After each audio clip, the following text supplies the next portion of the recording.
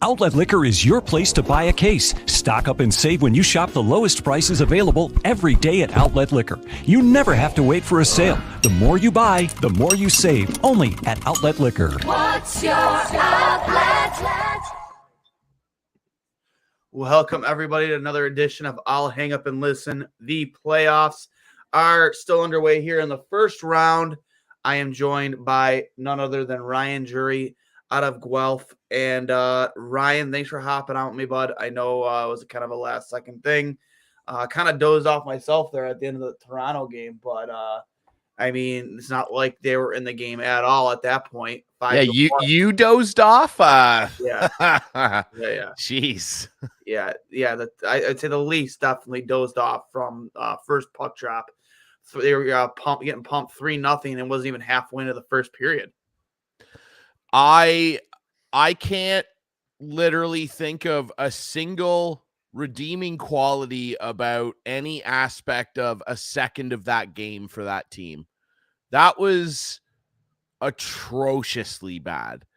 And I know that the series is tied. They still have home ice. It's one game. Yes, it's the back-to-back cup champs. But that's almost what makes it worse is who they're playing, because they have failed at doing anything of significance in the playoffs with this group. And now you're playing the bar. The bar of playoff excellence over the last 2 seasons can't get higher than who you're playing. And to come out like that, let alone come out like that up 2-1 in the series. The Leafs outskated and outworked, out-detailed, basically out everything to Tampa in game 3. And that's how you come out and start what could be a real monumental game 4 for you, where you can win that game and go back home up 3-1. That was so embarrassing. Yep. I literally can't find one player that was good. Even Matthews, who I know, given the way some of the rest of the players are playing, is him and Marner are on a bit of an offensive island right now. I thought at best I'd give him a C+ tonight. If you maybe even a C, if you want to give him a C+ for some of the chances he generated, it particularly in the second period, fine. But I thought he was soft on the wall. I thought he got knocked off a lot of pucks for being 6'4" and being this 60 goal scorer dominant guy. I didn't think that one single player had a passing grade that you'd take home to your parents and say, look at my report card, Mom. Not a chance. They were awful from puck drop, and they were awful for the rest of the game. Yeah, like, do you think this was? I think this is so much worse. Like, I thought the way the Panthers played against your Capitals was pretty pathetic. But I mean, yeah, this was really bad, really, really bad. Like, at no point during this game were they would just look like they were playing scared from the start of the game. Like, they didn't want to be the aggressor. They were on their heels a lot. Like, Jack Campbell, in the time he was in net, just like he was fighting the puck.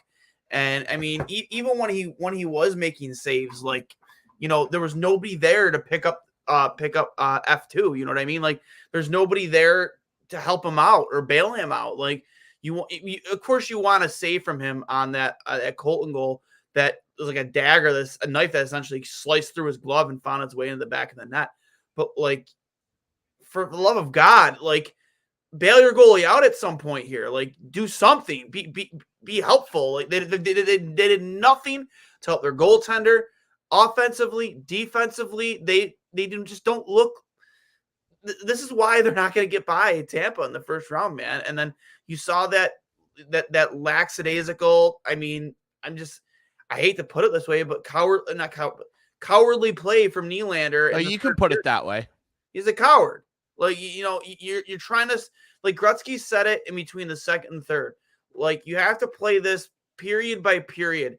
to try and gain momentum to go to the next game. Okay, you're down 5-0 here. Yeah, you're probably not coming back to this, but at least win this period so you can continue to go from the third period of this game into the first period going back to, I believe they're going back to Toronto. Yeah. Yeah. Going back to Toronto to at least have that momentum and to sit there and like you started the period off well, you got a power play, you scored a goal, but then the same guy who scores that goal just watches the guy beat him on the forecheck. Like it was pathetic. It was, and he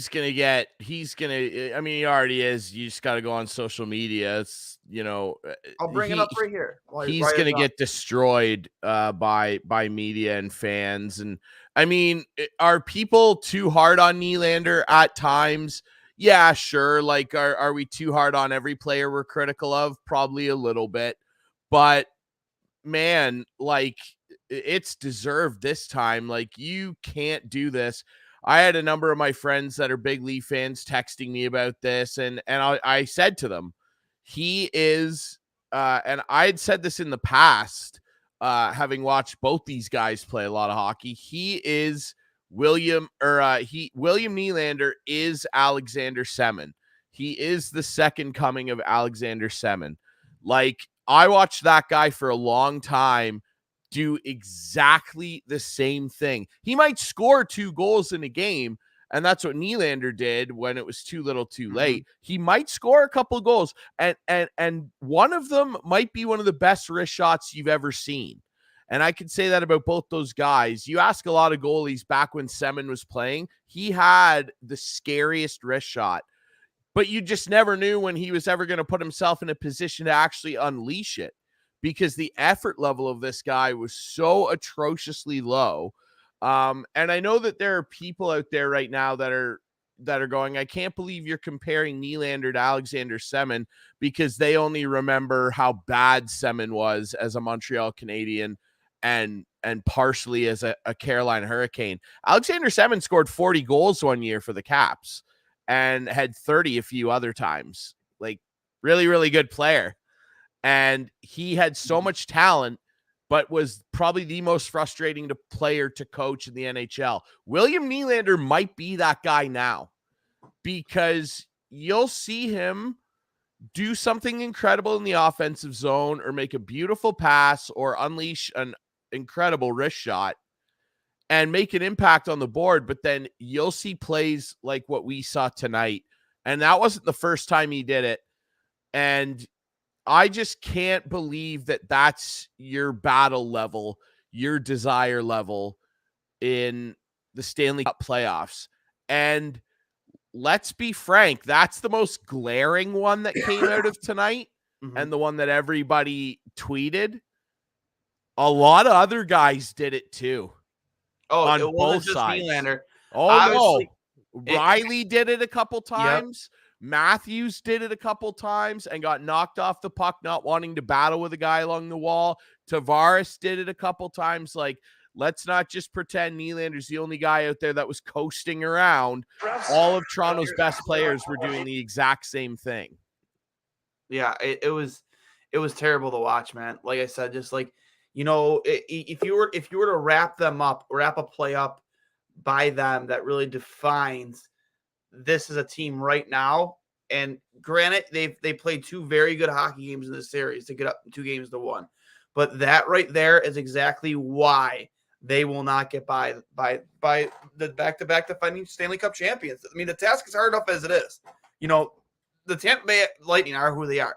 They're possibly the best team in the National Hockey League. And there was a glaring stat about Vasilevsky coming off of a loss in the playoffs. Vasilevsky is 15-0 coming off of a loss in the playoffs. And if you think you're going to play like that against he is the best goalie in the world right now and has been for 2 years. If you think you're going to play like that and win this hockey game, when that guy is 15-0 coming off of a loss, you might just schedule your tee times now, Ryan. Yeah, when he's 16-0 now after tonight. Yep. Like, it's incredible what this guy does out there. What's up, Gatesy? Hey. Yeah, it's It's hilarious. Like, I mean, and again, yeah, give them their credit. They have played 2 really good hockey games in this series, but that Nylander video that everybody's tweeting about and the general really like the game was over in the first 10 minutes. And Yep. that pocket of 10 minutes, their start, is what hangs over them and is the reputation that they're trying to shake. And it remains their reputation. Like Leaf fans are trying to and I understand you want to believe in your team, like trying to justify this and that. Oh, well, it's the Lightning and it's this and that. I don't care. It doesn't matter. Like this team is so beyond having any legitimate excuses for the failures that dog them in the playoffs that I just like don't have the patience for it. I don't want to listen. Like it's, you had them on the ropes at 2-1 and come back in, and that's how you start. After what we saw you do in game 3, you start game 4 like that? Like, fine, if you're going to have a lull in the game, everyone does, where you're just not very good for 10 minutes. The start is like that? Let's like break it down. Like the 3, Stamkos a minute in, all of the defensemen are puck watching. Everybody is looking at the puck, and you see it at the top of the play. Hedman pinches in on the far wall, and so Stamkos backs up and interchanges with him. Hedman gets the puck first because, of course, he does. He swings it around the net, and Stamkos floats up backwards from the top of the circle, the Ovi spot, and right up to the top of the blue line. No one follows him. Mikheyev loses him and just follows Hedman around the net. And so Stamkos goes, I got 6 or 7 anchors to just unleash a one-timer. And he backs up, and as soon as the puck comes around the net and he gets the pass from Kucherov, nobody's looking at Stamkos till the puck is already by Jack Campbell. Brutal. Then the Belmar one, I have the craziest stat ever. Their fourth line walked Toronto like dogs today. Belmar, Maroon, and Perry all scored. It's the second time this year that all 3 of those guys have scored in a game. You know what the last time was? Early November. Jesus. All 3 guys on Tampa's fourth line scored in this game. Toronto pays 3 guys over $10 million. 2 of them make 11. And I'm not trying to make this fourth line, those guys, an indictment of their skills and the money they earn. You can't have all 4 guys on the fourth line score against you in a game that you came into leading 2-1. Come on.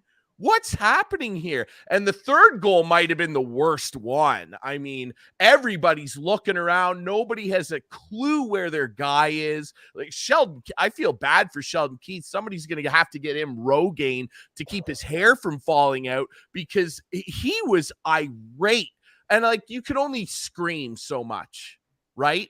Like by the end of the second period, it's like, what are we even doing? Like everyone on the bench was just dead.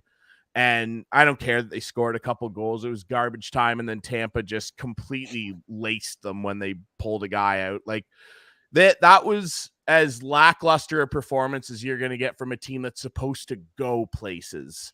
It was embarrassing. Yeah. Yeah. I mean, Carson, you're just hopping in here a little late. Obviously, we're talking about the shellacking that the Toronto Maple Leafs just received at the hands of the Tampa Bay Lightning. And just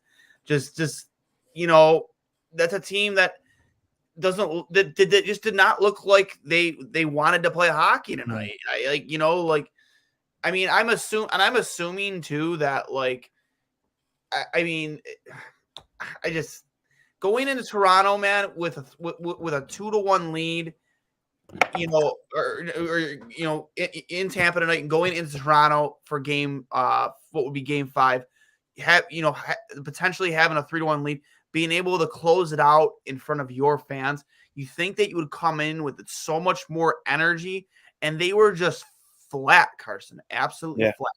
You would think maybe spin zone this. They saw the 3-1 last year against Montreal. Didn't want to deal with that again. They'll take a 2-2 against Tampa, but you would think in such a pivotal game to put the back-to-back Stanley Cup champs on the ropes, And really, a team hasn't been able to do that in the past 2 seasons since Columbus swept them in the first round. It's like, and they just fell asleep. And you can't, for a team that's supposed to go on a run and be like, this is their year. It's really bad to see if you're a Toronto fan.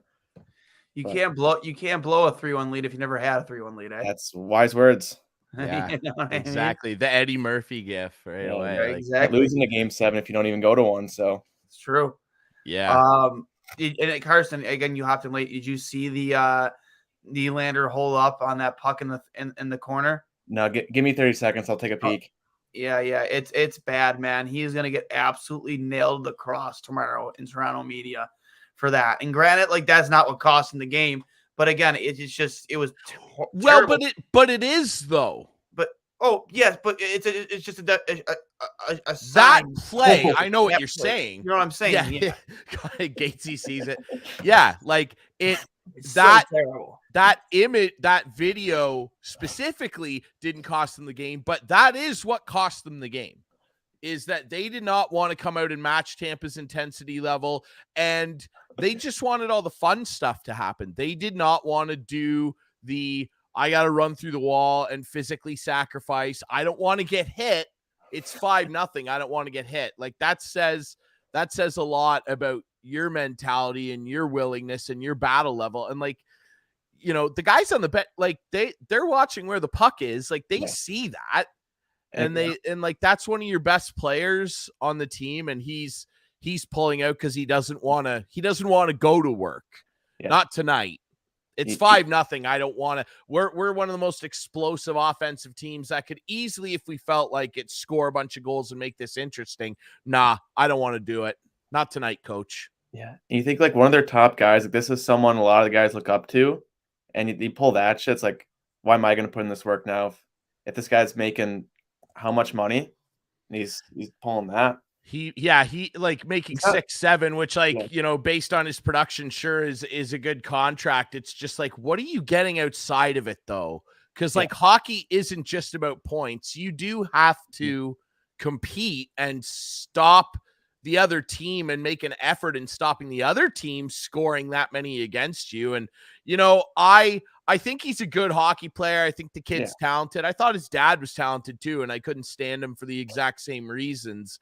I want a petition to have this guy's nickname changed, honestly. They call him Willie Styles. I want to call him Willie Styles with no substance. Like there is no substance. And yeah, that's harsh. And yeah, I recognize too, he was probably their best player in the playoffs last year. But that's kind of morphed into what this year is now. It's the exact opposite. The Leafs aren't getting enough from some of the other guys in the lineup, and in the games that they've won, they've gotten contributions from the big guys and like David Kampf.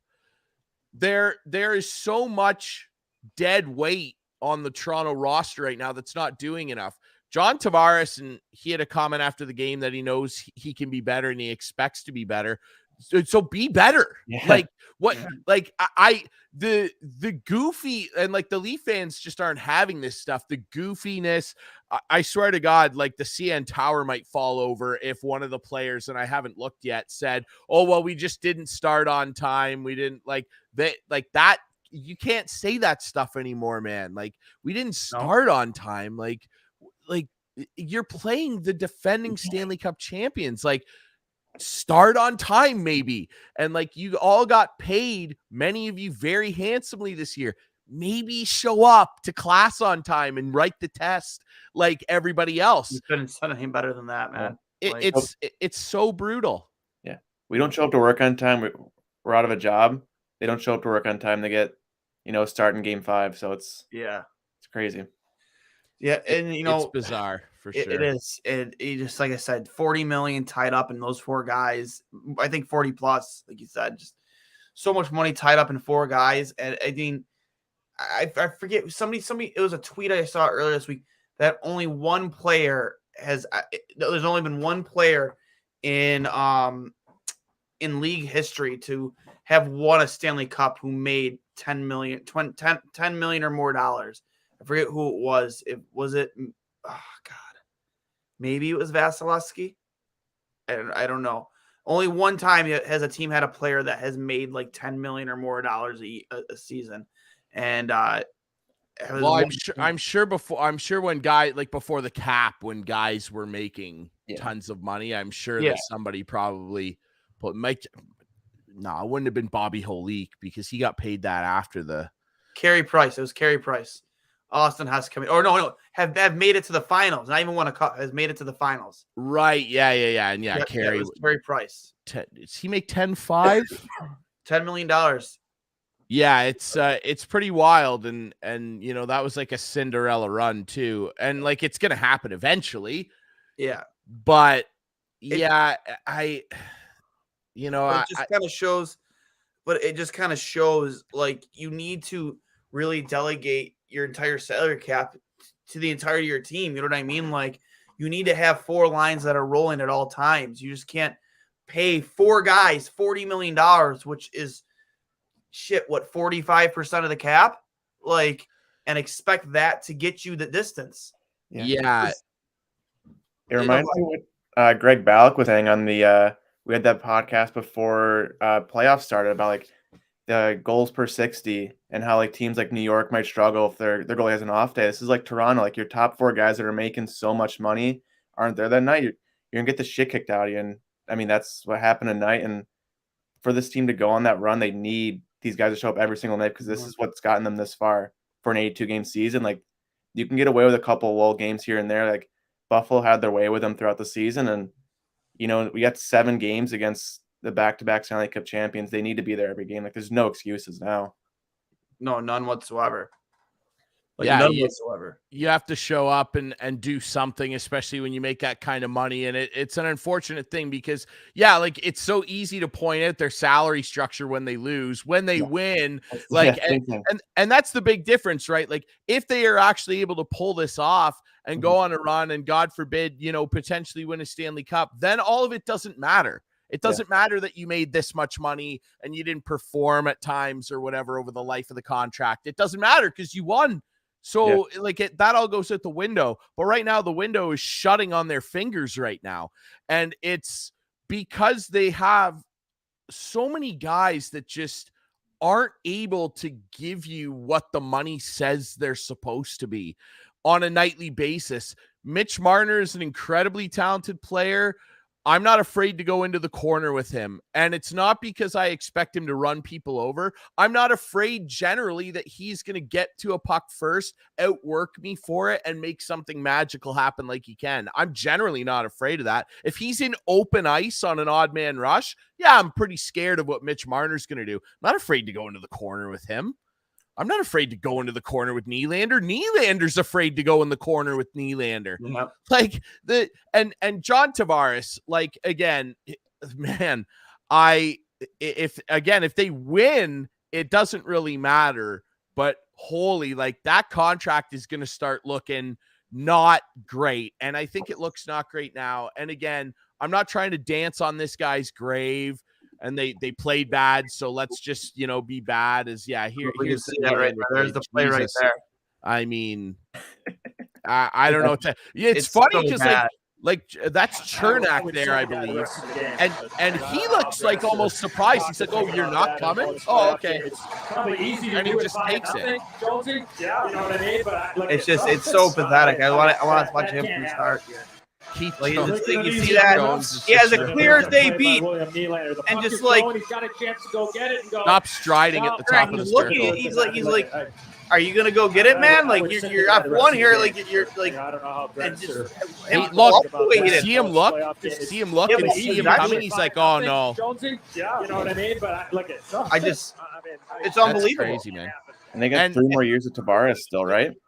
Well, absolutely unbelievable. I just looked. Yeah, well, 3 or 4 more years. Or maybe 3 because they could only sign him to 7. 24, 25 is his last year under contract. Like again, and I'm not. It's easy to do because they lost, and he's been legitimately terrible. And again, people will defend. My point is like I like John Tavares. Would I want him on my team? just generally, salary aside, yeah, like he's a really likable guy. He does work hard. I can't say he doesn't work hard. It's just his hard work, that the level that he's able to get to because of his limitations with his skating and just aging, it's not going well for him. Like, people, the over optimists, are acting like this guy's going to be a 75 or 80 point player all the way down the line. Like, not everybody ages like Crosby and Ovechkin, and he's not those guys. Like, to say John Tavares, like, people always say to me, and when they signed him, to be perfectly frank, I said it was a bad deal. Kadri had to go. Okay, fine. I'd rather have him, honestly, than what's left of Tavares for 11, because 11, like, it's just such an extreme number. Like, for 11, like, when you're making that type of money, I expect like 90, 100, maybe even plus points, a lot of goals, and for you to legitimately be one of the best players in the league. I don't think he is. I think he's like a shade below. People try and tell me he's elite. I'm like, elite at what? Yeah. Like, being a teammate, that's not anything. Darren Helm is a good teammate. Ryan McCarty was a good teammate. Like, you know what I mean? Like, it's just like, that's not worth $11 million to me. And that's what I'm trying to say is the problem. It's not that John Tavares isn't worth having around. It's just that for $11 million, I expect like some insanely high-end shit. And I don't care what your face-off numbers are. And I don't care that you work hard. $11 million is a lot of money. And I expect high-end production for that. And he's not able to consistently do that. Like, his first year in Toronto was I don't know. Only year really producing at like an elite level. He had 47 goals, and that's great. That's it. Yeah. Like, he won, okay, $11 million.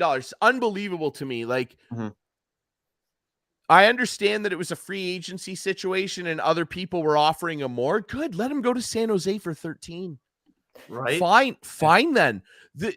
Imagine what your blue line would look like. Justin Hall was, I mean, Keith had that fart of a comment the other day where he's like, well, we got to take Liljegren out because he's making rookie mistakes a lot. And I don't know that he's handled it that well. I'm like, I'd rather have Liljegren in than this tool.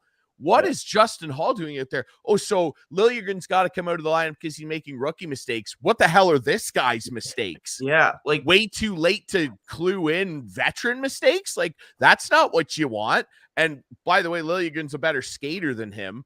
Like, you look up and down. Imagine what you could do with that defense. $11 million, man. John Tavares. And for the people that are trying to tell me all the time that John Tavares is elite. He's elite. Oh, he's the best number 2 center in the league. Yeah, I guess he better damn well be for $11 million because there are better second line centers that make 6. Like, $11 million.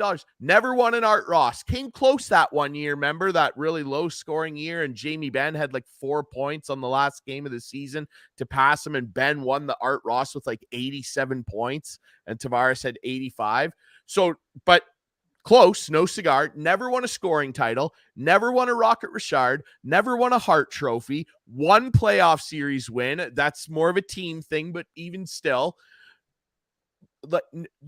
Oh, he's so elite. He's such an elite defensive center. Never won a Selke. I don't think he's ever even been nominated to win a Selke. Has he ever been a finalist for the Selke? I don't think he has. Elite though. But like, 11 million. No, you know what it was? People love about him in Toronto. He wore a set of Toronto Maple Leafs pajamas. Sounded to tweet how excited he was. And I get it. Like, I get it, man.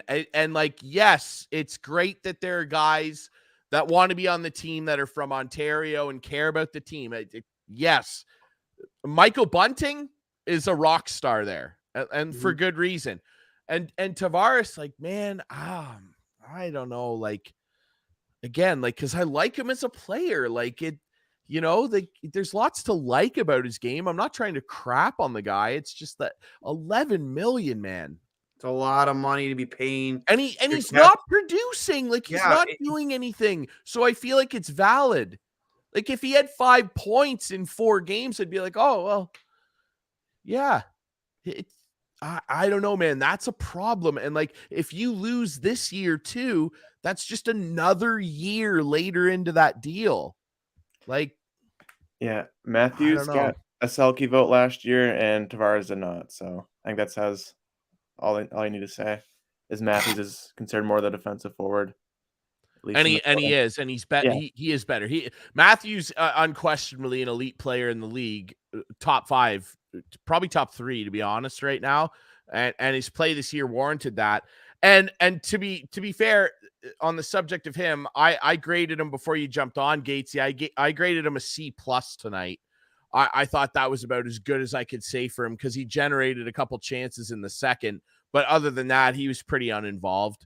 And but overall, I think he's been good this series. Like I think he's been pretty good. And I'm not going to step into the realm of saying he's not earning it or anything like that.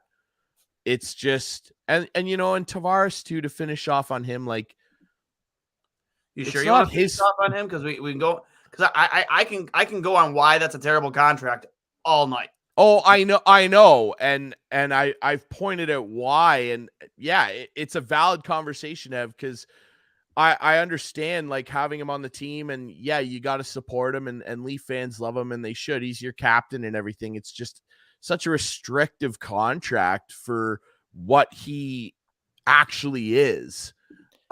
Which is not elite. Like, I don't want to hear that, man. Like, Not elite, no. oh, he scored 47 goals one year, not elite. I'm just like, yeah. Ovechkin wipes his, handkerchief with that. Yep. 47 goals. Congratulations. That's neat. I've never seen that before. Elite. Yeah, the highest I have him right now is 8th in voting, and that was like in 2017. And other than that, he hasn't even been close for Selke. Yeah, great. I don't see. I mean, everyone talks about like who's gonna be the one chip to fall out of Toronto when they inevitably lose in the first round this year. And if I'm pointing the fingers, it should be Tavares. It should be Tavares because you're not going to move the needle with this guy. You're not. If there was ever a time to put the C on Matthews, I think it's next year. Put the C on him and let him have the team and send Tavares packing and get as much as you can for him. Well, it's not going to be Tavares that goes. I'll tell you that right now because he's got a no move clause. So he's like, that's the thing. He's not going anywhere, and it's not going to be Matthews either. No. Has Marner been bad this series? No, he's been way better than previous playoff years so far. And then you're left with Nylander.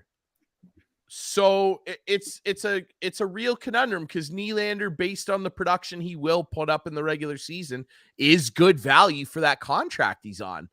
And then Marner almost got 100 points this year. And yes, he makes too much money as well. Like, I mean, honestly, it's embarrassing to me that he makes more money on the cap than Nikita Kucherov. It's wild to me. Even Ovechkin. How the hell is Mitch Marner getting paid more than Ovechkin, who's a 36-year-old monster that just had 90 points? The audacity of it. And people are like, oh, Nikita Kucherov, well, he hasn't really done much. Yeah, because he's been hurt. 127-point Hart Trophy season. Hello? I know. You want more than him? Oh, that's interesting. And again, when they lose, it's super easy to do this and go, look how much this guy makes. Look how much this guy makes. Like, it's valid though. You're getting paid and you're not succeeding. Like, what else do you expect people to bring up? You suck. Like, you lose all the time. They do this all the time. I don't even know why I'm upset. I don't even know why I'm upset. I'm not even a fan. It's just so frustrating me. This is the year. We've learned lessons, We've learned so many lessons. It's like, school's still in session. I haven't heard the bell yet. Like, I can't believe it. Like, I can't believe that that's how they came out and played in a game 4 when they literally have no success to fall back on.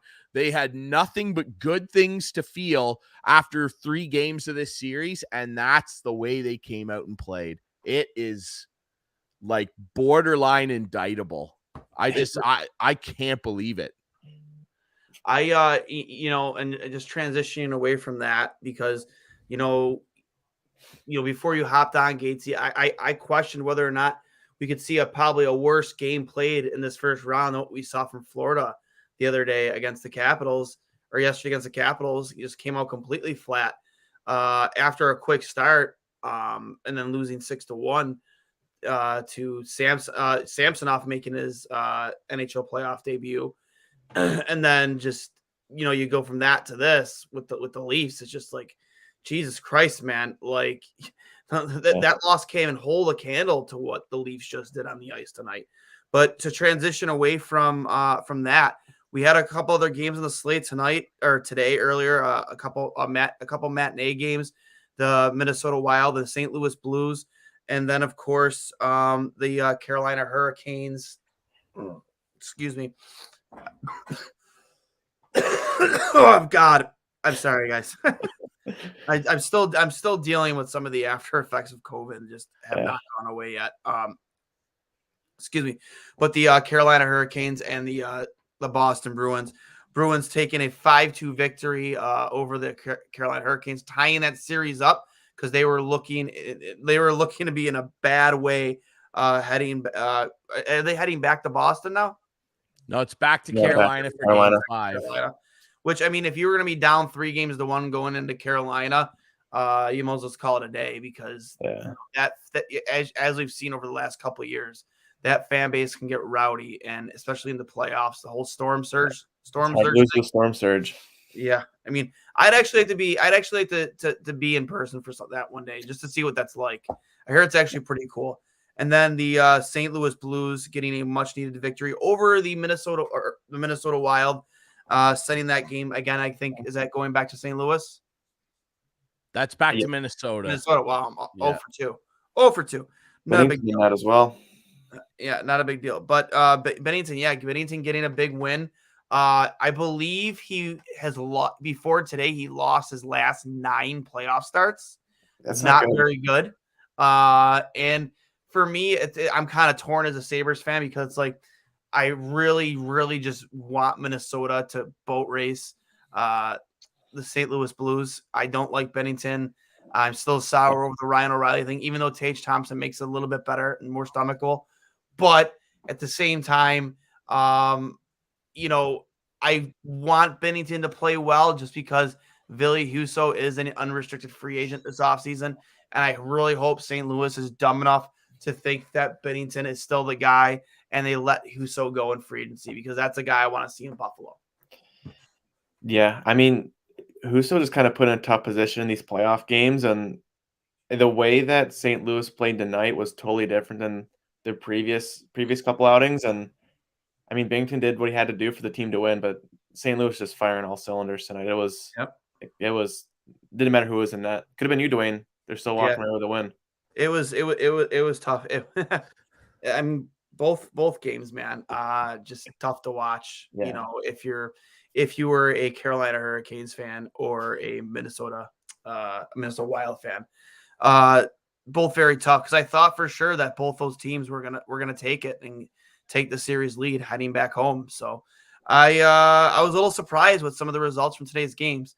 I thought that Toronto and Tampa were a little bit closer. I didn't think it'll be an absolute blowout the way it was. I did think Tampa was going to win. I'm in a couple of group chats with some friends, and they're all like, that have bets on the line, and just like, should we worry about Florida? Should we worry about Tampa? I'm like, honestly, no. I'm really not worried about either of those teams. I think those teams are built for the playoffs. I think the only thing I would worry about Florida is if Bobrovsky can hold it together for an entire playoff series. Yeah. Yeah, that's the one kind of ace that the Caps have up their sleeve is that, the Caps goalies aren't very good. And Samsonov, after a soft first goal on Saturday, was letter perfect after that. legitimately, I turned to my girlfriend and was like, that's the best NHL game he's ever played. He was so good. Great timing. Well, yeah, like if he actually can do that a little bit more often and just give the Caps like a bit better than a league average goalie, which we know he has the ceiling and ability to do. It's just, can he put it all together between his ears? If he can do that a couple more times, Caps are winning this series because Bobrovsky, he doesn't have any great playoff success really to lean back on. He's not, been not since that sweep when he was at Columbus. Yeah. I mean, he hasn't really, and in that second round too, he really shit the bed. He was bad. He was really bad. And like Ovechkin scores on him. Yeah. Like he scores on him. Yeah, Bob doesn't stand a chance. Him and Kuznetsov love scoring on Bobrovsky. Right. I don't know what it is. If they just have a beef from the national team or something, I don't know, but they score on him. And let's not forget either. Again, I did not give my Caps a lot of hope simply because of the goaltending. When they're at the top of their game and they're playing pretty well and get a save or two, this team can still bang. Like they can still do some damage, man. Tom Wilson has barely played in this series. I would say never count out a team that has Alexander Ovechkin on it, whether he's 21 or he's 40. Which isn't that strange to say now. Yeah. No one was saying that 5 years ago. Nobody was saying that. And then he won. And so that's what the Leafs have got to do is be able to have somebody say, don't count out Austin Matthews. You know what I mean? Like that. So it's funny how, isn't it amazing? Like winning just cures all the articles about go back to Russia. He's washed up because he only scored 32, which is a career high for 89% of NHLers. His mom's too involved. He doesn't have an agent. He wants too much money. Now, all of a sudden, it's like, playoff warhorse, veteran, good leader. You know what I mean? So, yeah, it's funny. I would just say, like, Tom Wilson, if he's healthy enough to go, there's a guy who's a spark plug for Washington. That's right. He didn't play. He didn't play yesterday, did he? He did not, and he's still a game time decision for game 4. I doubt we see him with the Caps up 2-1. Yeah. Maybe game 5 or 6, but he scores a goal, Washington's first goal of the playoffs, and then gets hurt and is got like that guy is, people don't like to admit it because he hits guys too hard and he's big and strong and he does stupid stuff sometimes. He is an X factor. He's that good. Like he's an X factor for the Caps. So, the playoffs, he's a monster. Look what he did to Tampa Bay in the conference finals for the Caps. Like they don't win that cup without him. He's still going. He's almost like Brad Marchand. Not to his level, but like you hate to play same type of hate. You love to have him on your team. And like, absolutely. I'm sorry, there isn't 99% of fans outside of both fan bases. If we're told tomorrow they could have that guy on their team, they're all going to say yes. If both of those guys right now were free agents, there would be lineups at the hotel. Yep. Yeah. All 30 teams would be there. All the and honestly, and I'm not just saying this because I'm a Caps fan, I honestly think the line would be longer for Wilson. Now that's mostly because of age as well. His size, though, man. Size. Yeah, he's the boogeyman. He's a specimen, man. He's an absolute specimen. He is the boogeyman. You gotta have your head on a swivel, man. And I don't like, and here's the thing too, everyone. Oh, Ryan Reeves is the boogeyman. Ryan Reeves probably is the toughest guy on just pure fighting ability in the league. Tom Wilson's fought him 3 times. I love that there was that fun narrative in the Rangers thing that, Tom Wilson won't fight Ryan Reeves. He's fought him 3 times and he knocked him down the first time. And that was when he was a rookie. So calm down. The reason Wilson is actually the boogeyman is because he plays 4 times as much as Reeves. Reeves, you got to have your head on a swivel for 8.5 minutes. Tom Wilson, you might have to have your head on a swivel for 21. Yep. He's the first line right winger. Oh, and then when he runs your best player through the end wall and then you come and slash him in the back of the leg and draw a power play, he'll go bar down on the power play too. How friggin' annoying is that? Honestly, if he was on another team, it would make me sick. It would make me sick playing against him. But he doesn't. He plays for my team, so. Right. Exactly. You got a cup out of it too. But Marchand, holy shit, what a great player. Like, Mhm. this guy has come from being a 5th-round pick, 4th-round pick. What a find for the Bruins. I mean, imagine they could have put together that 2015 first round, how good a shape they'd be in, even if they could have just got Barzal. It's God bless Zach Senyshyn. He was a good OHLer. Yeah. It's wild that he has turned into this. Like, even on that cup team, he was like a third line, like, bit piece that people went, wow, what a decent little player this Marchand guy is. Where'd they find him? And then, like, 6-7 years later, he's like a superstar putting up 90 points. And it's, geez, all the credit to him. He is a little rat bastard, but man, he's a good player. Now, to transition over the Bruins, obviously we all still saw the Tony DeAngelo take a big dump in his pants there at the end of the game on the empty net goal. You love to see that, man. You really do. Like, right? Can't stand him. That's just awesome. Let's get this right from the beginning. Finishes Carolina, and D'Angelo, poor sport that he is, throws his stick after Marchand. That's fantastic. You had the Works. where is it? Where was it? There was another thing too. That's with D'Angelo, so where as they're skating off to the bench, Marchand's calling him a racist. Oh yeah. One of them had gotten a penalty here, no, this was at the end of the period, I think. Yep, it's like the end of the second period. It's pretty funny. I wish we could have some volume on that. For you just pretty much have to read his lips to hear it. I think they might have cut the audio out of that video. I'm not sure, but you can read his lips. You know exactly what he's saying. Yeah, just a guy I don't want anywhere near my organization. Is he a pretty good hockey player? Like, yeah, like he, like just a cancer though. It would, like it would be stupid to sit there and go, oh, like he has no skill. That he's literally not an NHL caliber player. Like, based on pure skill, like he is. Like, he had a really good year for Carolina too. Good numbers. He's his I own don't know that I want him around. He's his own worst enemy, man. Like, he cannot shut up. Yeah, he just puts himself on his own little pedestal. He takes himself out of games. Like, that's always been the knock on him outside of the political views. Like, and again, I don't agree with his political views at all. But at the same time, like, there's what you believe in personally, and that's what you do on the ice. You got to be able to separate both, right? Like, you need to be able to, kind of like what we dealt with the Bills with Cole Beasley this past season, with his views on on vaccines and whatnot. Like, he was very, very vocal about it on social media, and he took a lot of heat for it. He did, but when he came to practice or when he came to play football, he played football. He played very well. He was able to separate the two. I don't think Tony DeAngelo has the ability, or at least the maturity, to be able to, separate who he is off the ice and on the ice. Yeah.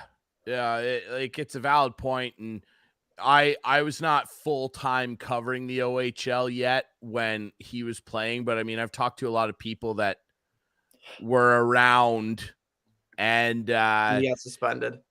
He is very much a woe is me type of guy. Like, oh, well, I didn't do anything wrong. Like, doesn't want to take responsibility for anything, didn't want, now this is back in the OHL, but like, didn't want to be shown video on what he did wrong. I'm the best player type attitude. And like, based on just stories I've heard from other guys that are now playing with guys in the CIS that I know, like, no one liked him. Like, bad teammate. Like, that's like, like Steve Dangle always jokes and says, like, that's like the death knell in hockey. Like, you could say, oh, bad player, makes dumb decisions. Tom Wilson, perfect example, does dumb stuff, tries to hurt guys, whatever you want to say. Nobody has a bad thing to say about him. Jack Campbell was like, oh, yeah, I met him at the All-Star game. Really good guy after he ran him over in that Toronto game a couple weeks ago. Like, oh, really good guy, though.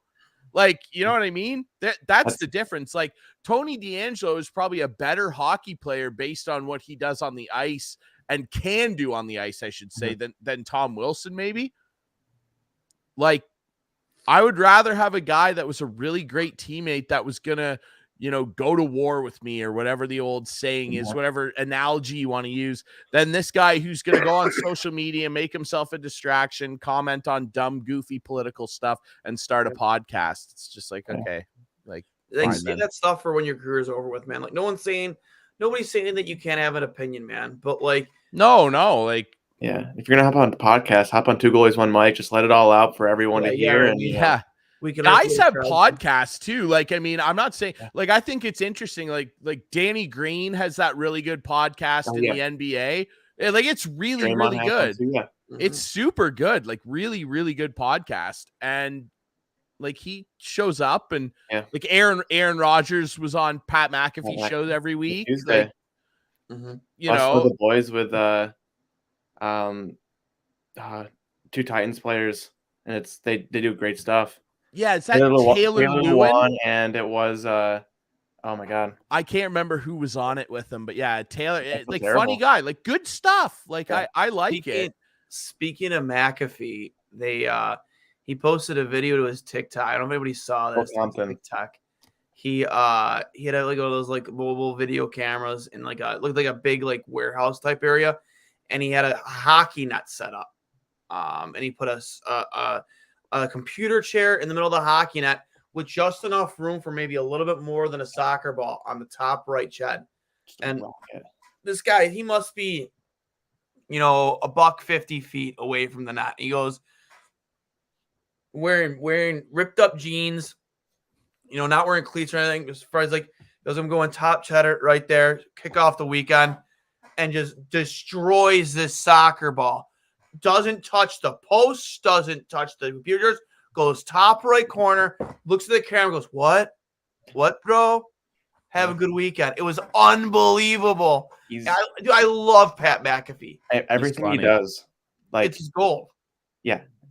Best punter of the decade, incredible wrestler, incredible on the mic. Like, everything he does is just gold. He's really great. I like Pat a lot. Yeah, I saw, like, recently there he had Bill Burr on his show for a couple minutes, and it was really, really entertaining. Yeah, that's fantastic. Way to do it. Everything he does, dude, personalities, and I'm all for those guys, like getting on a podcast and like sharing their views. No, but do your job. But do your job. Yeah, that's what we're saying. Like, just do your job. Like, Danny Green won an NBA title. And I'm not saying it's all on you, but it's just those things stick out more when you're such a distraction and you cause all these rifts on basically every roster you've ever been on. It's coming in Carolina.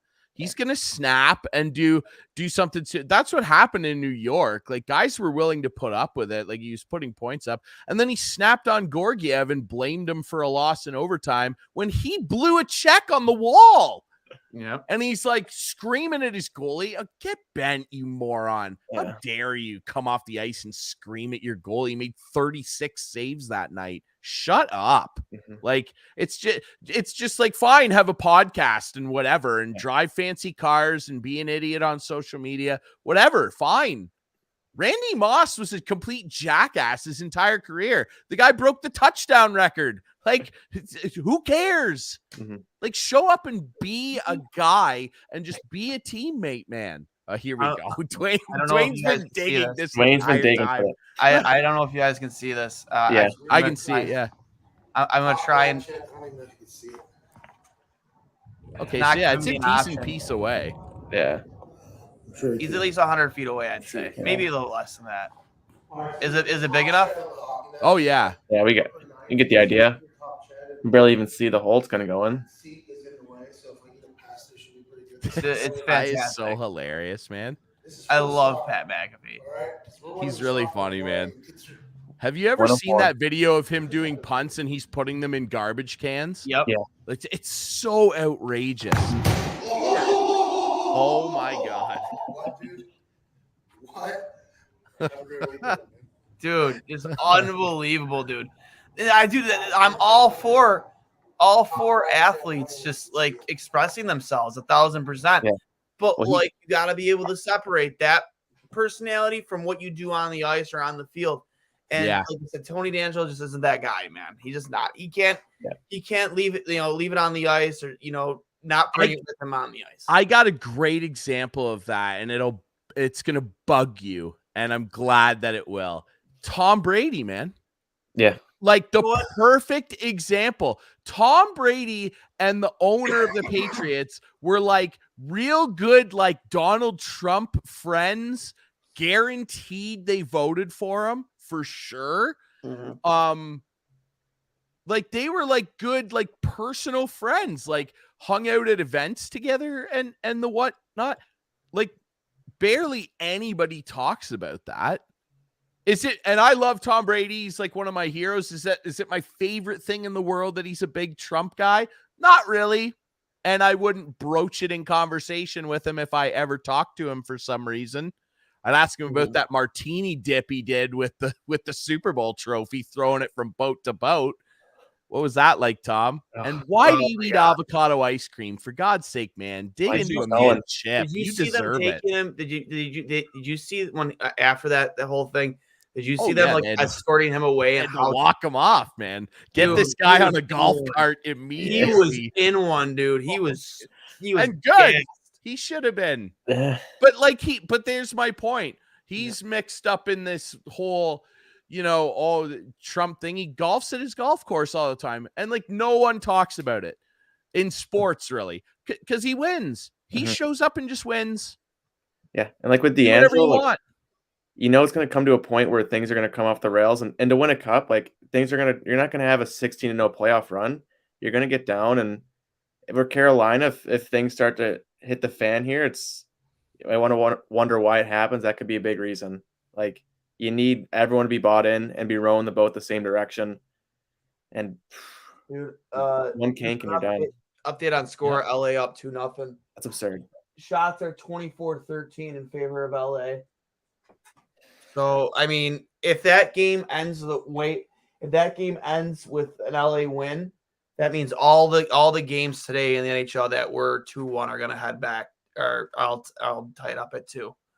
So It's pretty wild. no, I saw a text earlier. Same thing will go for the NBA too. All the games, all the series that were 2-1 ended up tied today at 2-2 on Mother's Day. Matthew Barnaby Day in my book. Matthew Barnaby Day, only guy to ever score a hat trick for his mom on Mother's Day. Pretty positive that still stands today. 1998. Yeah, it's interesting, eh? Couldn't have happened to a better guy. Yeah. Dude, if you watch the video, it really was like a really cool moment for Barney, because like his mom couldn't believe it. Like his mom, like, Oh, I know. and rightfully so. How often does her son score? But like it was just like for her, it was like, oh my god, unbelievable. Would he be the most annoying player in NHL history? And I don't mean him personally, because I actually think he's pretty funny, but like just on the ice, he'd be top 3 for me. Like just an absolute nuisance idiot that like you could not stand. Like guys hated him, like would not shut up. And like, hey, he good. That was his shtick, but God almighty, was him and like Darcy Tucker were just God. Like, and again, if they were on your team, you were having it, but holy cow, just annoying. Oh man. I want to see. I got the tweet pulled up here. I tweeted it out earlier. The video of his It was a nice, nifty empty net goal for his standards, like back in the day. See if I can pull it up here, but just always like a feather in the cap, I guess, of Barney is him scoring that goal. Here it is, real quick. Let me bring it for right up. sure. You know, just a cool moment because he pointed up to his mom, and his mom was just like, "What just happened? This is insane." Tavares can't say that. He's never scored a hat trick on Mother's Day. Nope. No, he can't.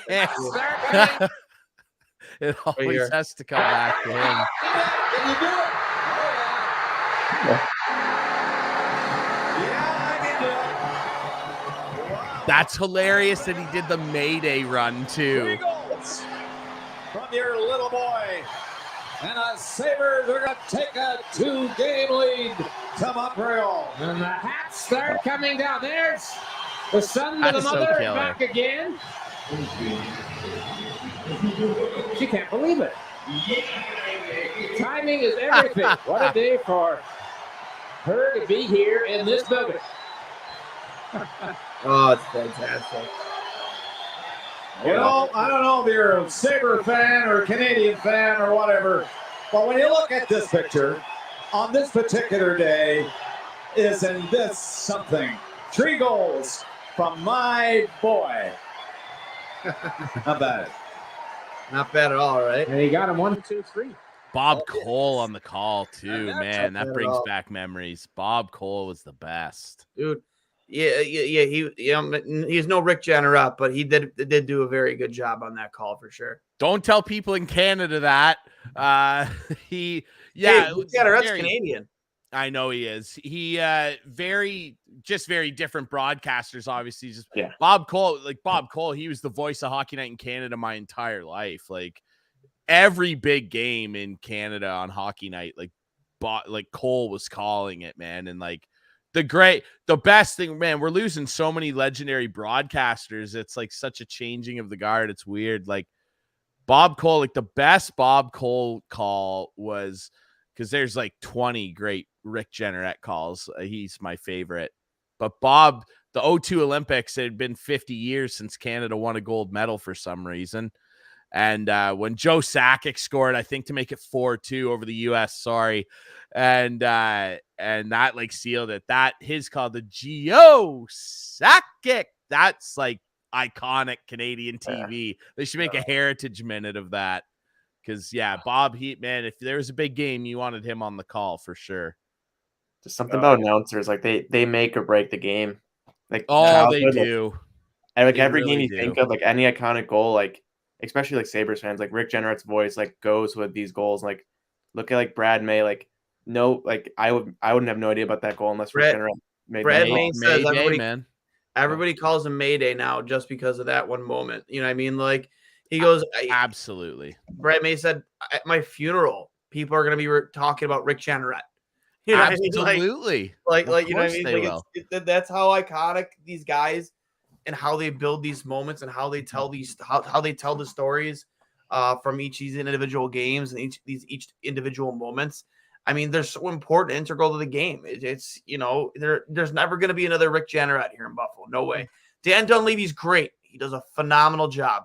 But there's no way he will ever fill the shoes of Rick Jeanneret. It's just not possible. Yeah, it's so hard to like step into those moments, right? Because like you basically just have to be yourself and not try and think too much like, oh, I'm replacing Rick Jeanneret. Like it's an insane thing, right? Like and RJ just he was Buffalo hockey, man. Like I I'm not even a Sabres fan, but I used to watch their games all the time, of course, because cousin Chris was the captain.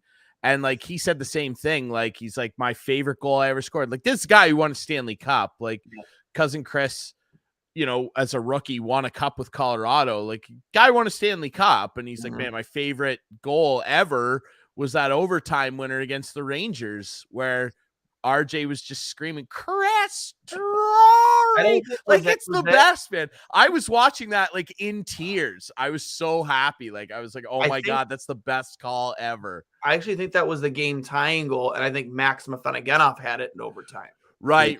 Yeah, you might be right. He scored with like less than a second left to tie the game at 1. Just so good.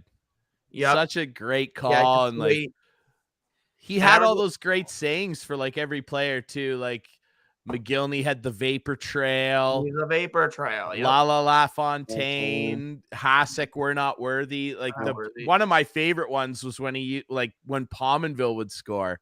The population of Pominville. It's so good, man. Like it's such a And he great said- call. He said like people always ask me like, how do I think up of these things ahead of time? He goes, do you really think I think of these things ahead of time? Think Brad May hadn't scored in like 30 games. You think I just had that one teed up ready to go? No.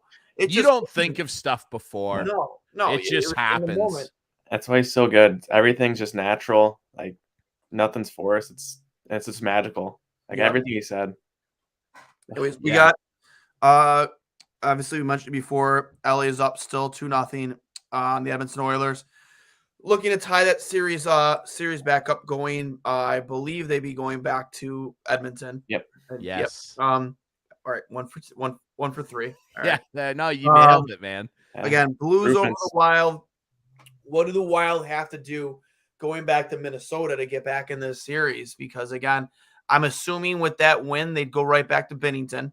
I don't see why you wouldn't. I mean, Yeah. you know what I mean? He played well. I'll hand it to him. He played well. He looked calm and net. Again, we've had this discussion before up Bennington. Sometimes he can be his own worst enemy. Takes himself mentally out of games. He's like kind of a mental midget, so to speak. I hate saying that word, but it's true. That's what he is. But he played very well today, so I'm assuming they'll go right back to him in Game 5 in Minnesota. What does Minnesota have to do to get right back in this series? Just that intensity. Like today's game, they kind of found. I feel like most games, as teams found themselves down early, and Minnesota just kind of they weren't able to get back on. Like shots were at the beginning of the game were like 10-2 or something. Like just an absurd number like that, and like that own goal by I think Foligno didn't help them. And in the playoffs, when you're down a couple goals, something like that's really gonna take the air out of the tires, and they just gotta get back and That's for sure. you gotta find game success early in the series. And I think going back home too, it's easier to find that, get that momentum. Yeah, I agree. I think that they just need to be way, way better along the wall.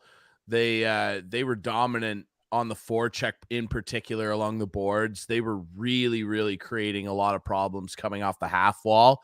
And when you're able to kind of dig a puck free and be in that kind of mid zone where you can bump the puck out quickly to a guy like Kaprizov in space or any of those other guys that they have that are big chuggers going to the net like Greenway and Foligno, when you can kind of bump the puck free and even get it back to the D who can actually move really well back there. Brodin and Dunbar are really, really solid when they're able to jump down into the rush. I think that was one aspect of their game today that really got away from them. They were not nearly as good on the wall, and St. Louis was. Yeah, and St. Louis, I mean, I love guys like Greenway and some of the guys, some of the other guys that play in their bottom six that play a little bit heavier game. But I think St. Louis just really outplayed them physically today for sure. Just Yeah. it was very prevalent, and the biggest reason, in my opinion, they won. Yeah, 100%. I totally agree. The first round of the playoffs are always probably the most physical. Teams try and set the tone, really, find an identity for themselves. And I would always say sometimes, I'd say more often than not, the more physical team in the first round is probably the team that comes out on top. I think, you kind of saw that today with Tampa and the Leafs. The Leafs just didn't want to didn't have an answer for anything Tampa was throwing at them. And that's why guys like Patty Maroon are so important to these teams that have won, these Tampa teams. And then back when he was with St. Louis, like those guys make such a difference in series like this. Like even Ryan Reeves, man, when he's out there, like, he's not going to do much for you on the score sheet, but you have to account for him when he's on the ice in a different way. And Ryan Reeves, there was one play earlier in that game yesterday, early on, where he went in there first shift of the game. He was literally hitting everything that moved, and he created 2 or 3 turnovers in the process of doing it. Yeah, and that's why he's there is to create that havoc. And when you're playing against skilled teams like that, just to throw them off their rhythm and kind of get them thinking a little bit more on what they're going to do, and just take away that freedom of, thinking that every time they get the puck, they're going to make a big play and score a goal. That's really big for teams like New York to kind of get Reeves in and do stuff like that. Yeah, I definitely couldn't agree more. So obviously, with them going back home, I think that's obviously their biggest advantage. Just get back to that style of play that had them up 2-0, right? Like just that heavy style of hockey. Just I'm a big Marcus Foligno guy, not just because he's from Buffalo, but because I love the brand of hockey he plays. He has a little bit of skill mixed in with a heavy body. I'm a huge fan of guys like Foligno and Greenway. Just when the rumors were going around about maybe Jack Eichel going to Minnesota, because there was like a week there where Minnesota was the favorite to land Jack Eichel. Yeah. There was Greenway was one of the guys they mentioned coming back in that deal, and I was like, absolutely, get me Greenway in that deal because he would be a great fit on this team, and just love the style of play those two guys play, and I think you have to get back to that. Yeah.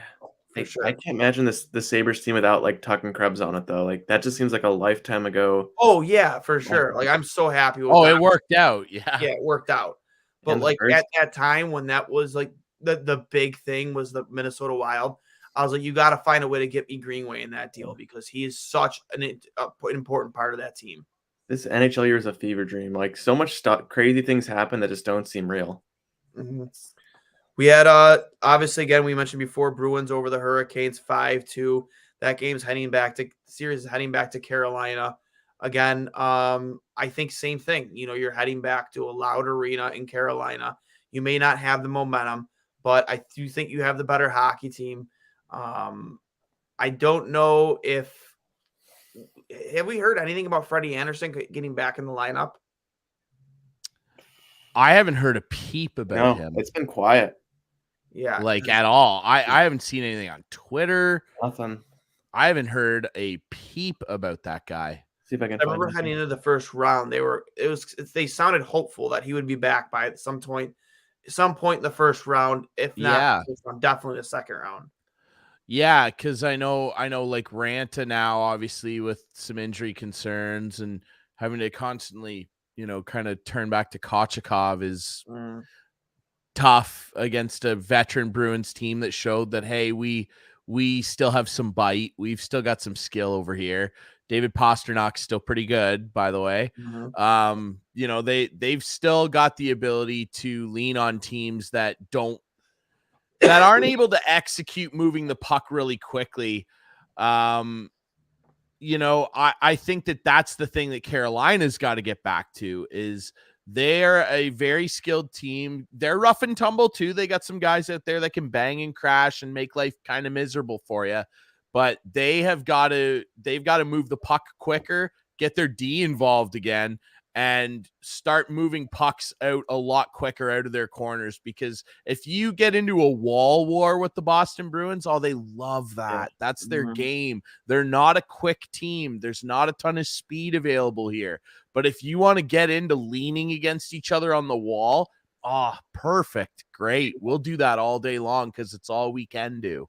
Is that Pasta, Bergeron, Marchand line the best line in hockey?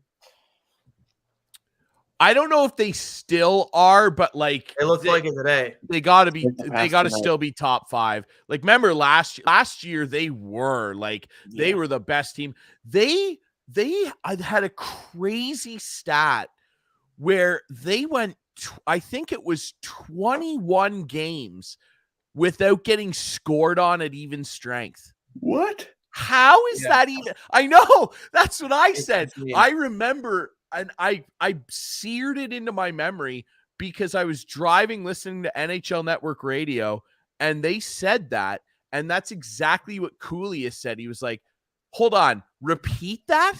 How is that even possible? But they had a stretch from late December into early February where they didn't get scored on the ice at even strength. That's psychotic. It, and that's just a huge feather in the cap. that line is like the perfect mixture of obviously of Patrice Bergeron, who's still a top 5 two-way center in the league. You know, Yeah. guy owned the Selke Trophy for how long, and then you have Brad Marchand, who has just elite scoring ability, but also gets under your skin, plays a physical brand of hockey that not many guys that are skilled as him play. You know, whether you like it or not, it's true. And then you have Pasternak, who's just an absolute weapon. You know, with the puck, just his scoring ability is off the charts. Just use that lethal combination of so many different parts of the game all on one line.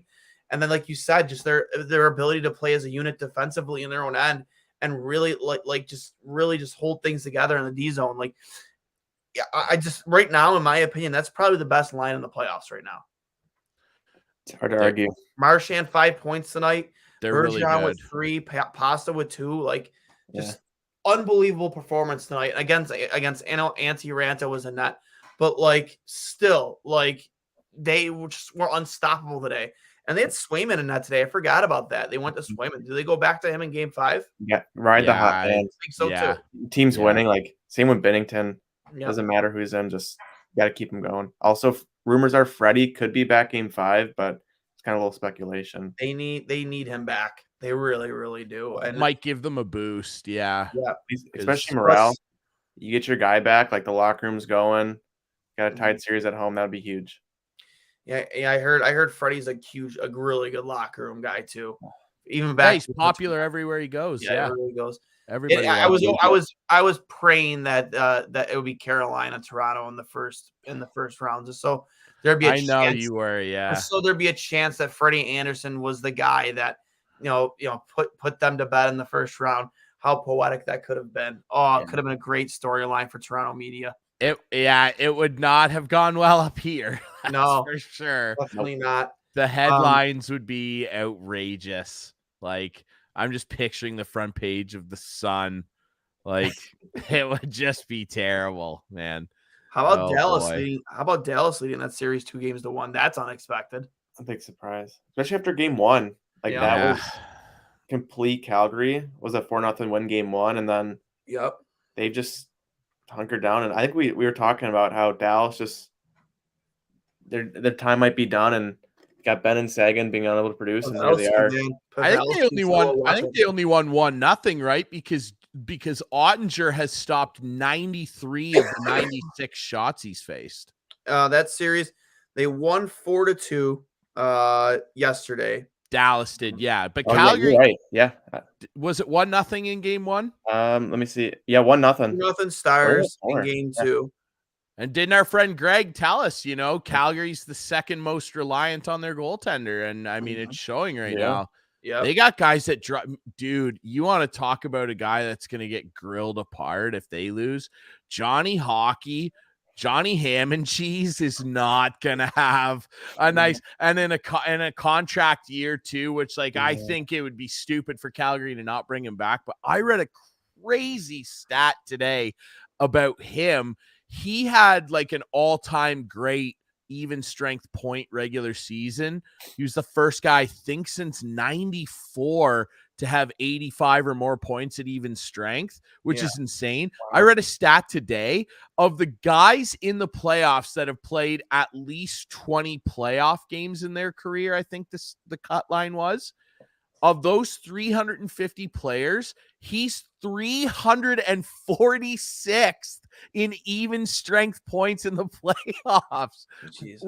How's that even possible? You wonder about these guys. How can you play that well in the regular season and then do that in the playoffs, man? He has been invisible. Lindholm's been really good. That's about it. Yeah. Kachuk's too busy getting in fights all the time. That game yesterday, man. Right off the hop. What's up with him and Klingberg, eh? I don't know, man. What is that all about? I think Klingberg, there was something with Klingberg the game before, wasn't there? Oh, yeah. He said or did something. And they got in a little scrap there, too. They have a little war going. To that. Which, that's something you do in the regular season, man, not in the playoffs. Don't get me wrong. I'm all for this stuff in the playoffs. but you normally only see it in the first round. You know, in the second and later rounds, like you don't see this brand of hockey normally because things get a little bit more tight. You know, obviously there's a lot more to lose once you get out of the first round, and you don't see this brand of hockey as often. But I agree. Like, go out there and worry about playing the brand of hockey that scored you over 100 points this season. Like, don't worry about, trying to knock people's heads off their shoulders and impress your dad in the stands. Like, there's literally no reason for that at this point, man. You lost 4-2. You know, you're a cup favorite, honestly, probably not next to Colorado coming into this. And like, what are you guys doing? Like, it makes no sense to me. And Joe Pavelski, by the way, absolute weapon still. I've always said he's probably been one of the more underrated, underappreciated players of the last decade. Back with San Jose, like the guy just, if you want to blueprint what you want out of a centerman, like Pavelski, man. Yeah, he's been really, really good. Yeah, and no one's surprised by that. Yeah, at this point with him. Great season, playoff guy. He performs, man. Mm-hmm. 11 million a year. Yeah, 11 million a year. I am. He is. He's just always shown up, even when the Sharks were underachieving. Yeah, he was always there. Yeah, he's a really good player still. For the Flames, though, man, I don't think they can afford to pay both those guys. I know. I think they keep Tkachuk, man, 100% right. I think they value his brand of hockey more in Calgary than they do what Johnny Hockey's done. I think they will too. I think that the only way that maybe they can get both is if they somehow can figure out a way to move on from Sean Monahan, who has, like, I don't know what has happened to that guy, man. His career has nosedived. Yeah, and he's a really good OHL player too, and like killed his career, man. Yeah, it's unfortunate. Like, he's had a number of hip problems already. Then he had, I think, that wrist thing last year. Like, yeah, it's too bad, but like he's invisible out there.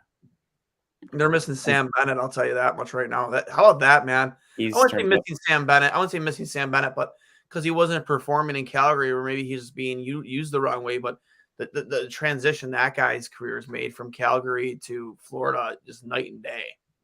Yeah, it's he's been a huge asset to Florida, but for Calgary, like, Tkachuk will be an RFA, Gaudreau be a UFA. Like, can you just let him walk for nothing after all this, everything he's put up? And it's gonna be, I don't know, man. Like, it's a tough situation. It is a tough spot to be in, man. I mean, I'd love to see Johnny Ham and Cheese in Buffalo. No, not gonna lie. Mangiapane's up as well. Like, Mangiapane, another big surprise this season. Guy had a phenomenal year. He's an like I said, I know Buffalo. People seem to think that our forward group is kind of set for next year. I don't agree. I really don't. I don't understand why people think that.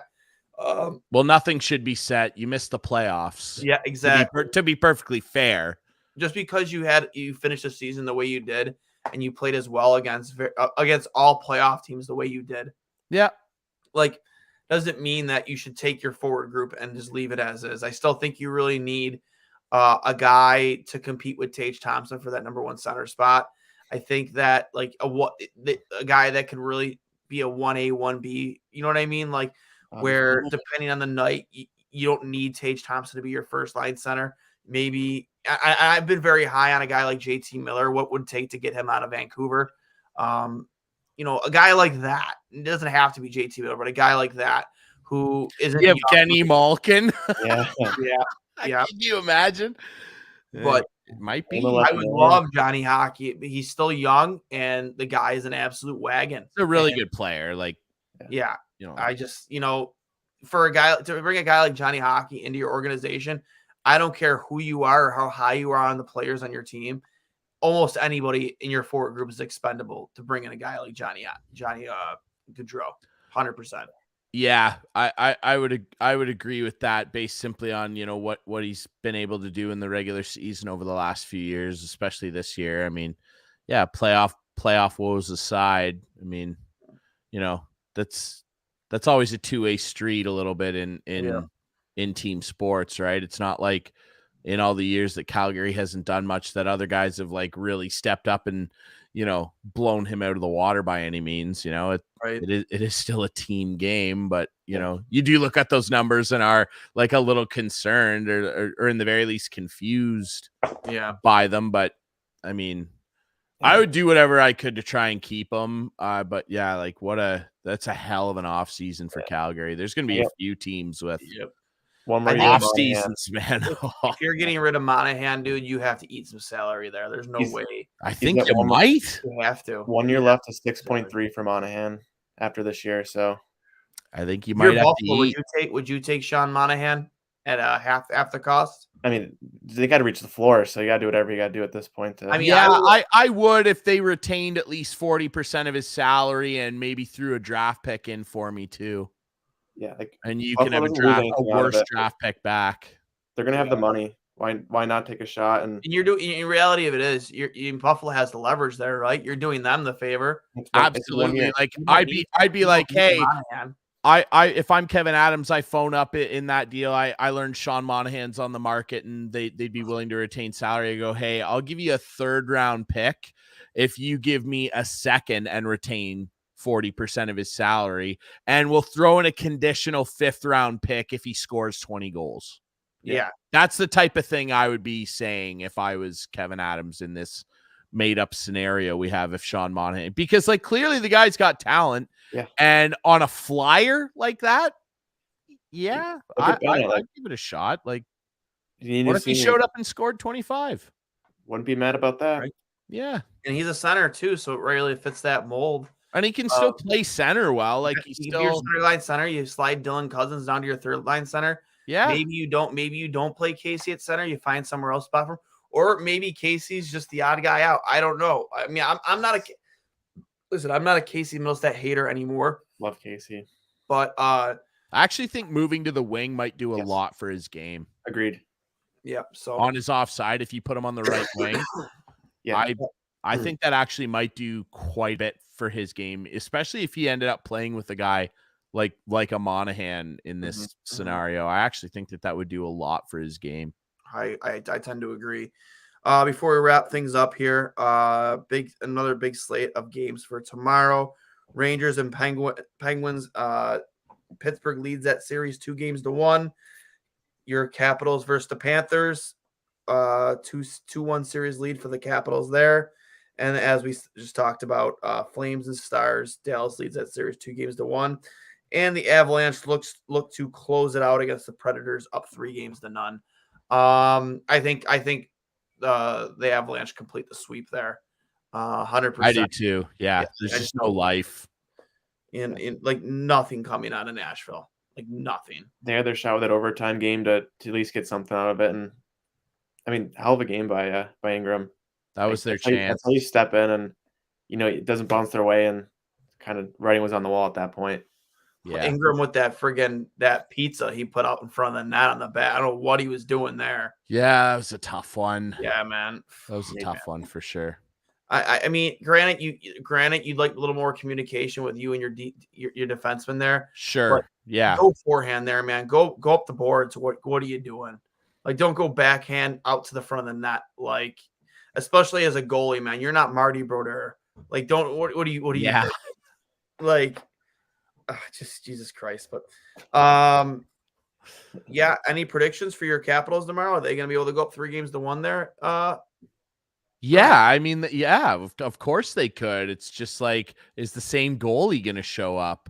Yeah. Like if Samsonov's going to play like that, like the Caps have got them running scared a little bit physically. Like I just think the Caps are still one of the best teams in this entire playoffs along the wall and forechecking. Like they're a big, heavy team, and they know who they are, man. Like, and they got a bunch of guys that are winners now that know what the grind looks like. And remember that, when they won that cup, I mean, I know it's a couple of years ago now, like they did a lot of it on the road. They're the first team ever in NHL history to close out all 4 series on the road. They are the road dogs, the road warriors for a reason. And playing at home, like playing on the road in Florida, it just does not bother them. They do the same meat and potatoes, north-south, run you through the end wall game every single night. Can Florida withstand that and get the puck moving a little quicker? And can Bobrovsky just be okay? Yeah. Can he just be okay? That'll be the big question. But the way the Caps play with Oshie and Backstrom and Mantha running around out there, like he is filling in really nicely for Wilson, and the D core just doing their job. And if Samsonov shows up again like that, and the Caps just keep doing their thing, this might be over quicker than a lot of people probably thought. But that all depends on the goalies. I have no faith in Florida right now. Really? Why should anybody have faith in Florida? What have they ever done? They haven't won 4 road I playoff think they games. put together a really nice hockey team No. here in Florida. They got a great looking roster. I mean, granted, they haven't proven anything yet, in terms of playoff success. But if I'm looking at a roster lines 1 through 4 that I would think on paper win me a cup, I would look at Florida. I think a lot of people did and probably still would. And again, it's 2-1. They're not down 3-0. Yeah. But they need a little more heartbreak before they can be considered contenders, I think. A couple more years of misery. Yeah. And the then, 25 years or whatever it was of no playoffs wasn't enough. They need a little more pain and agony. Yeah. The presidency, that rule 1. I hate to kind of root for a team like the Panthers to win the cup, but to see a guy like Jumbo Joe, I'm assuming that he'll get a game in here and there. You know what I mean? I know. Yeah, a lot of people would like that. Yeah, huge draft pick as well. Florida Yeah, gets bounced. That's a 20. Like, that's a lot better for the blue and gold. that's true. We'll see. It'll be good. Thanks, guys, for hopping on. Yeah, man. It's always a pleasure. To not have to do this by myself. Normally during the season, I'd say like 80% of the time I do these by myself. So it's always fun to have some extra voices and opinions in here for I'll hang up and listen. And it always tends to go a little bit later. Me and Vinny were on last week on RJ, or a little over a week ago, for RJ's final call, and we were on for over 2 hours. It was wild. Yeah, that made sense. So wasn't expecting it to go that long, but we had a blast. It was absolutely electric. But appreciate you guys coming on, man. Yeah. Absolutely, buddy. Anytime. Remember, guys, this is brought to you by Outlet Liquor, the place to buy a case over on Jordan Boulevard. I am Duane from Two Goalies, One Mike, Ryan Drury, and of course Gatesy. You can find them. Oh, we're so close. Oh no, he's pulling a Leafs. I'm blowing it. Oh my god, I am so sorry. We almost made it to the end. This is a good. Oh my god, man! Professionalism. I almost made it. You can find Ryan Drury on Twitter at CKNX_Drury, or you can find Gatesy Carson Gates at Gatesy35 on Twitter. Yeah. Thanks again, boys, for hopping out with me. You can find me at Duane S39 or at Two Goalies One Mike on Twitter, of course, or really anywhere you get your hockey content, YouTube as well. So I'll hang up and listen, boys, and you guys have yourselves a great night.